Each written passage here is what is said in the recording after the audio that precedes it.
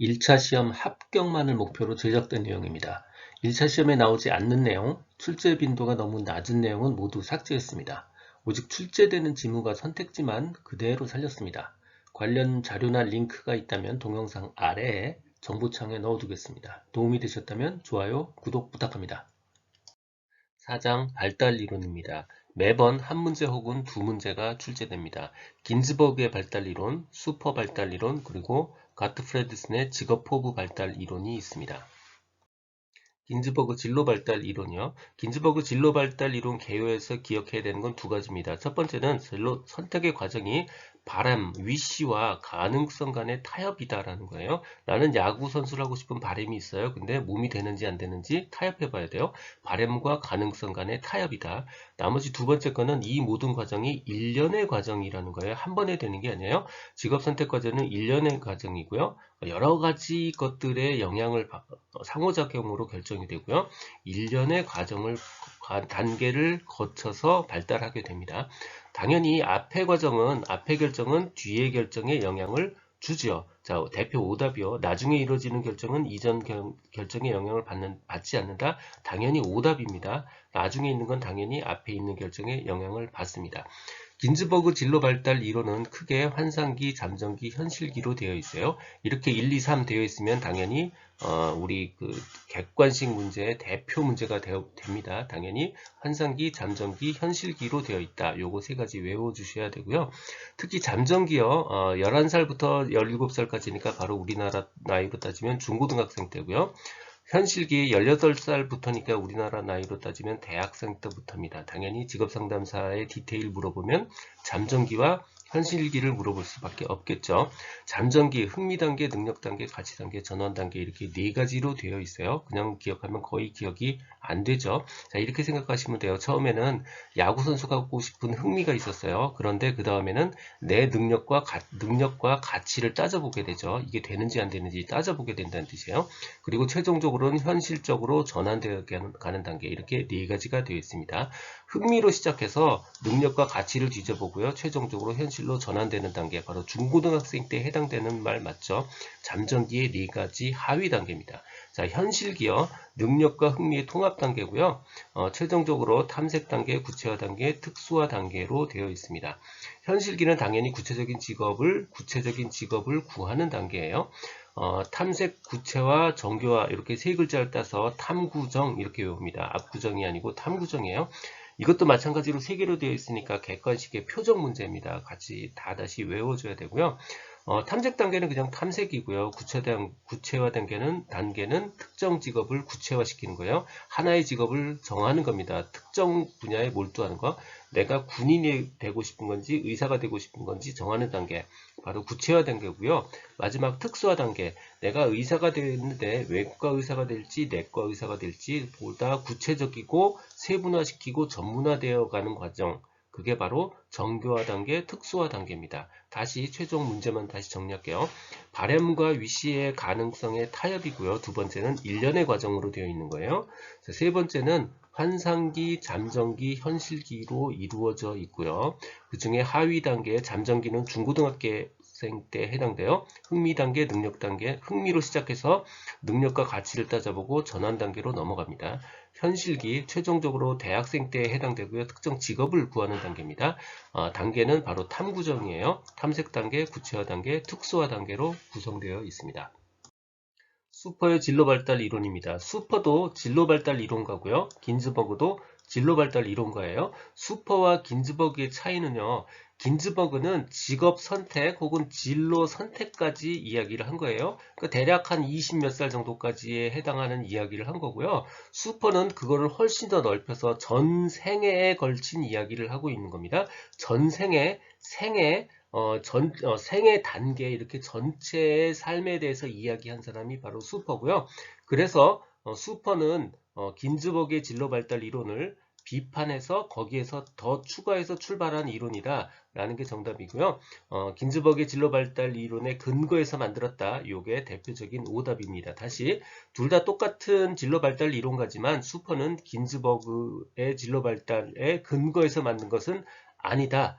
요게 바로 오답이다라는 부분 꼭 기억을 해 두시고요. 수퍼의 진로 발달 이론에서 기억해야 될 단어 딱 두 개라는 면, 첫 번째는 전생애고요. 두 번째는 직업적 자아 개념입니다. 진로 성숙은 생애 단계, 전생애 혹은 생애 역할 내에서 성공적으로 수행된 발달 과업을 통해서 획득하는 거고요. 전생애 혹은 생애 역할의 중요성을 이야기하고 있고요. 두 번째, 직업적 자아 개념을 강조합니다. 직업적 자아 개념이란 뭐냐면 인간은 자신의 이미지와 일치하는 직업을 선택하려 한다는 주장을 이야기하는 거예요. 마찬가지로 수퍼의 진로 발달 이론도 단계가 있어요. 이 단계 당연히 시험 문제 많이 나오겠죠. 대부분 첫 글자를 따서 많이 외웁니다. 성탐, 확, 유, 쇠 이렇게 기억을 해두시면 될 것 같고요. 수퍼 지나치게 대인관계 지향적이다. 대인관계 지향적인 거 사실 수퍼와 관련이 없고요. 내담자 중심에 대한 비판 이론이에요. 대인관계와 수퍼 관계 없습니다. 수퍼의 이론은 생애진로 발달 과정에 전생에 걸쳐서 계속됩니다. 전생에 생애진로 이 말 들어가면 전부 다 수퍼예요. 생애진로 과정은 이례적이다. 전생에 걸쳐서 계속 반복적으로 일어나는 일입니다. 이례적이다. 오답이에요. 수퍼는 인간 발달의 생물학적, 심리학적, 사회경제적 결정인자로 직업 발달 이론을 설명하는 아치문 모델을 주장했습니다. 다시 수퍼요. 아치문 모델을 주장했습니다. 수퍼의 첫 번째가 전생애고요. 두 번째가 바로 직업적 자아 개념이죠. 직업적 자아 개념의 의미는 뭐냐면 사람은 누구나 능력, 성격 같은 그런 차이점을 갖고 태어나고 그 각각의 적합한 직업적 능력, 즉 직업군의 적격성이라는 게 따로 있다라고 보는 겁니다. 직업 발달은 주로 대인관계를 발달시키고 대인관계와 수퍼하고 전혀 관계 없습니다. 인생은 자기의 능력, 성격 이런 것들을 충분히 실현하는 것, 그게 바로 만족이라고 보고 있는 겁니다. 이게 바로 직업의 자아 개념, 수퍼가 말하는 자아 개념이에요. 세 번째 수퍼의 핵심 단어 바로 타협입니다. 직업 발달 과정은 역할 수행의 과정이고 그것은 타협의 과정이라고 보고 있는 겁니다. 자아 실현의 과정으로 현실과 타협하지 않겠다. 이거 오답입니다. 수퍼는 타협을 굉장히 중요한 단어로 보고 있습니다. 수퍼에 대해서 정리하면 첫 번째요. 전생애고요. 두 번째는 바로 직업적 자아 개념이라고 볼 수 있고요. 세 번째는 타협, 네 번째는 절차입니다. 성탐, 화규세 이렇게 네 가지 기억하시면 됩니다. 수퍼의 발달 이론에 관한 것으로 옳은 것이요. 수퍼의 발달 이론 중에서 가장 중요한 거 전생애죠. 즉 생애 역할. 그리고 두 번째가 직업적 자아 개념입니다. 정답 3번입니다. 수퍼의 직업 발달 이론에 해당하지 않는 거요. 가장 중요한 단어가 첫 번째 전생애, 두 번째가 자아 개념, 세 번째가 타협이라고 그랬죠. 각각은 적합한 직업군이 따로 있다. 결국 그게 자아 개념이고요. 그런 것들을 실현하는 것이 바로 만족이라고 보고 있어요. 모두 다 자아 개념에 대한 가장 기본적인 개념이고요. 그것을 구현하고 실현하는 가장 중요한 단어 바로 현실과의 타협입니다. 근데 타협하지 않겠다. 바로 오답에 해당합니다. 수퍼의 진로 발달 이론 단계입니다. 성장기, 탐색기, 확립기, 유지기, 쇠퇴기. 첫 글자 따서 외웁니다. 성탐, 화규세. 사실 1차 시험에서는 직접 쓰는 게 아니니까 이렇게 첫 글자만 따서 외우는 것도 굉장히 합리적인 방법이에요. 자, 진로 선택은 자아 개념의 실현 과정이라고 하죠. 진로 선택이라는 건 자기가 가지고 태어난 직업적 자아 개념, 그것을 구체적으로 실현하는 것, 그게 바로 진로 선택의 과정이라고 하고요. 이 선택의 과정은요, 본인이 가지고 태어난 자아 개념, 즉 직업적 선호, 그것과 환경, 결국 직업 환경이겠죠. 즉 본인이 가지고 태어난 직업 선호와 직업 환경과의 상호작용을 통해서 변하는 거예요. 다시 본인이 가지고 태어난 것과 직업 환경과의 상호작용을 통해서 변합니다. 변한다는 것 결국 발달한다는 뜻이에요. 자, 진로 발달은 환경의 영향을 받지 않고 개인의 흥미, 적성, 가치가 훨씬 더 중요하다. 오답입니다. 직업 선호와 환경과의 상호작용에 의해서 발달하는 겁니다. 한쪽에만 너무 세다. 오답입니다. 전체 단계 성, 탐, 확, 유, 쇠, 요거 외워주셔야 되고요. 성장기는 환상기, 흥미기, 능력기로 구성이 되어 있어요. 그 다음에 탐색기, 요 부분이 가장 시험에 많이 나오는 부분입니다. 탐색기 부분 크게 하위로 3단계가 있습니다. 하위기도 같이 외워주셔야 돼요. 잠정기, 전환기, 시행기 혹은 수정기입니다. 잠정기는요, 본인의 흥미, 욕구, 흥미, 능력 같은 것이 바로 진로의 기초가 되는 것, 즉 자아 개념이 진로의 기초가 되는 단계, 이게 바로 잠정기고요. 그걸 통해서 진로를 선택합니다. 결정화되어 있다고 보기도 해요. 그렇게 표현하기도 합니다. 두 번째, 전환기요. 현실이 점차 직업의식과 직업활동의 기초가 되는 거고요. 결국 교육이나 훈련을 받으면서 그것을 구체화하는 과정입니다. 첫 번째는 선택하고요. 두 번째는 구체화하고요. 세 번째, 시행기. 시행기는 결국은 그 직업을 최초로 가지게 되는 것, 실행하게 되는 것을 의미합니다. 다시, 탐색기는 3가지로 되어 있어요. 하위 단계 외워주셔야 돼요. 잠정기, 전환기, 시행기. 첫 번째, 선택하고요. 구체화하고요. 직업을 가지게 되는 겁니다. 다른 표현으로 결정화하고요. 구체화하고요. 실행하게 됩니다. 같은 이야기입니다. 이거 모두 다 탐색기의 대표적인 키워드입니다.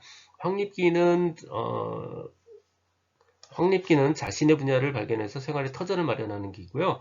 마지막으로 유지기는 인생의 황금기라고 보셔도 돼요. 45세에서 65세 가장 인생의 피크를 치는 나이라고 보시면 되고요. 가장 만족스러운 삶을 살고요. 거기에서 본인의 기술도 가장 정점을 찍는데 포인트는 이 정점에서 멈추는 게 아니라 이제 새로운 도전 관계를 만들어서 다시 한번 점프업을 하는 그럴 필요가 있는 단계, 이게 바로 유직입니다. 그래서 새로운 도전 과제를 발견하는 것, 다시 새로운 과업을 찾는 것, 혁신 과업을 이행하는 것 모두 같은 이야기예요. 첫 번째 라이프에서 정점을 찍었던 거에서 멈추거나 하락하지 말고 다시 점프하는 것, 이게 바로 유지기의 포인트 중에 하나입니다. 슈퍼의 전생의 발달 과업에서 새로운 과업 찾기가 중요한 시기는 언제인가? 네, 바로 인생에서 한번 정점을 찍고요. 거기에서 멈추거나 하락하는 게 아니고 다시 한번 점프업 하는 거예요. 새로운 도전 과제를 발견하거나 새로운 과업을 찾는 것 혹은 혁신 과업을 이행하는 것 다 같은 이야기고요. 모두 46세부터 65세에 해당하는 인생의 황금기, 즉 성인 중기가 정답입니다. 가트 프레드슨의 직업포부 발달 이론입니다. 이거 발달 이론이니까 당연히 발달 이론에서 사용하는 많은 단어들을 공유해서 사용합니다. 그래서 우리가 집중해야 되는 단어는 한계와 절충이라는 개념이에요. 한계와 절충이라는 말을 만나면 이거 다 가트 프레드슨이고요. 가트 프레드슨의 직업포부 발달 이론입니다. 그래서 이 세 단어 묶어서 기억을 해두시는 게 좋습니다. 두 번째 출제 많이 되는 거요. 가트 프레드슨 직업부부 발달 이론의 단계입니다. 단계는 힘과 크기 지향성, 성역할 지향성, 사회적 가치 지향성, 내적 고유 자아 지향성 이렇게 4개로 되어 있습니다. 그냥 외우기 굉장히 어렵고요. 우리가 어렸을 때 클 때 생각해보면 굉장히 내용이 비슷해서 그걸 상상하시면서 외우면 상대적으로 쉽습니다. 첫 번째, 우리가 어렸을 때 3살부터 5살 때 맨날 하는 얘기가 이런 거죠. 하늘만큼 땅만큼 내놔라 이런 거 얘기하죠. 즉 뭔가 큰 거를 좋아합니다. 즉 힘과 크기 지향성의 시대고요. 그때가 바로 어른이 된다는 게 무엇인지를 그 의미를 깨닫게 되기 시작하는 때입니다. 두 번째, 6살에서 8살 정도 되면 소꿉놀이 같은 거, 군인놀이 같은 거, 애기 돌보기 놀이 같은 거 되게 좋아하죠. 바로 성역할 놀이를 좋아하는 나이예요. 그게 바로 성역할 지향성의 단계고요. 바로 자아 개념이 에다가 성의 개념이 추가되는 그런 단계입니다. 세 번째가 바로 9살부터 13살, 바로 대략 초등학교 고학년 정도에 해당되는 거고요. 그게 바로 사회적 가치 지향성입니다. 우리가 학교에 다니기 시작해서 고학년이 되면요, 사회적으로 인정받기를 되게 좋아해요.